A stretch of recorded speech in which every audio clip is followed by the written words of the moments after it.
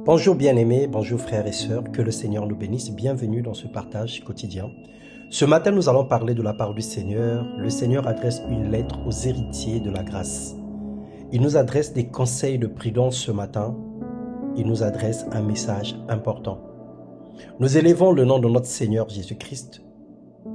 Nous disons merci pour sa grâce, nous glorifions et témoignons notre reconnaissance pour la paix accordée et sa protection divine assurée, que tout honneur te soit rendu en ton nom, Seigneur Jésus-Christ.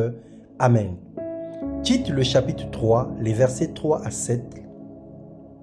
Car nous aussi, nous étions autrefois insensés, désobéissants, égarés, asservis à toute espèce de convoitise et de volupté, vivant dans la méchanceté et dans l'envie, dignes d'être haïs, et nous haïssons les uns les autres.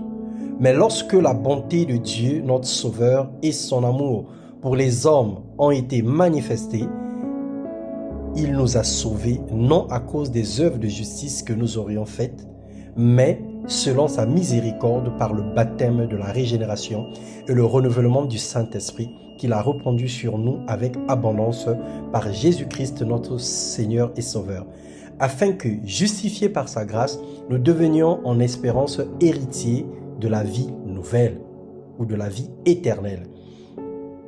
Bien-aimés dans le Seigneur, la justice de Dieu envers nous est parfaite. Le Seigneur a accompli une œuvre, une belle œuvre.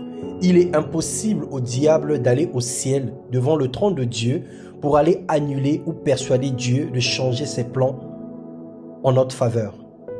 Il n'est pas maître de notre vie. Par contre, il peut nous distraire pour nous éloigner du plan parfait de Dieu. 1 Corinthiens 7, le verset 35. Le voleur vient seulement pour voler, pour tuer, pour détruire. Moi, je suis venu afin que les hommes aient la vie et une vie en abondance, nous disait Jésus dans Jean 10, 10. La tactique improvisée du diable, couramment utilisée, est la ruse. Il amplifie de façon mensongère les épreuves dans nos vies, nous inflige des oppressions et nous présente des distractions pour nous attirer dans le monde. Il nous fera croire qu'avec Dieu, nous sommes médiocres et en retard par rapport à la vie. Il nous montrera la gloire du monde, la luxure et les convoitises en comparaison avec les galères de la vie chrétienne pour nous faire croire que Dieu n'existe pas. Matthieu 4, le verset 1 à 9, nous pouvons nous en inspirer de la même histoire avec Jésus-Christ. C'est pourquoi, saignant les reins de notre entendement, soyons sobres et ayons une entière espérance dans la grâce qui nous sera apportée lorsque Jésus-Christ apparaîtra dans sa gloire.